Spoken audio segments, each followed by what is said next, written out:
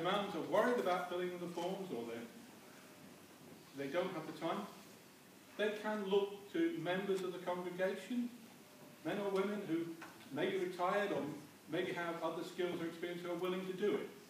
It's not that complicated. So there is no reason, in terms of religion, in terms of practicalities, why a marriage can't be registered. And so the question then comes round, why, it seems to me, why would anybody not want to register a marriage? And I've got to say this, basically, speaking as a man, why would any decent, honourable man not want to register their marriage? Not want to ensure that their wife is recognised in law as their wife, is recognised to get all the rights and privileges and status that gives. There is no reason, religiously or otherwise. But I think it goes beyond that. It is a societal thing. Marriage has an importance. It has a status in society.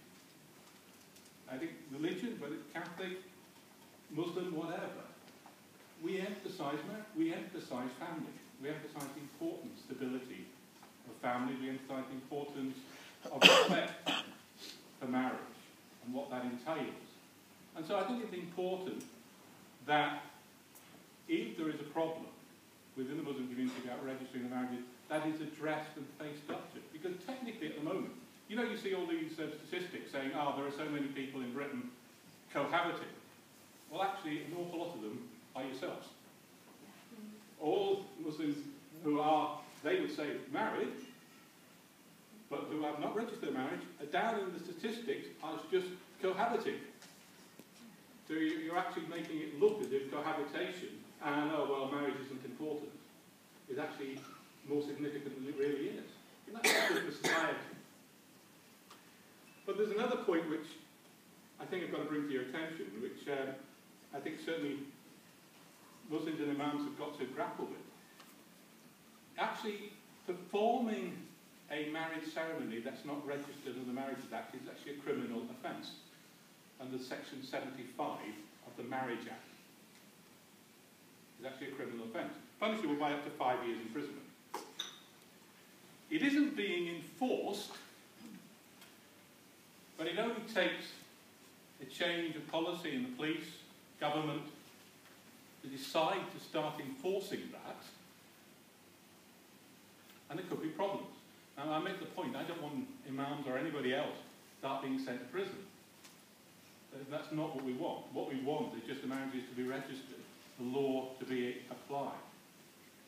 It is important that people recognise that there isn't a specific Muslim problem with the law. It is just simply, it is not that the law is prejudiced against Muslims or discriminatory against Muslims. It doesn't. It is bluntly that the law is not being applied. And that I don't think is good for anybody. So I'm got involved with this issue with Ina years ago, simply because I wrote about it, because I was concerned that a perception seemed to be developing within certain Muslims and certain Muslim spokesmen that there was a discrimination. There isn't, but it is important that this issue is addressed for the benefit, I think, of society as a whole, of which we're all a part. Whatever religion we are, we're all part of this society. We want stable families, we want stable marriages, and registering them, getting that recognised in law by all of us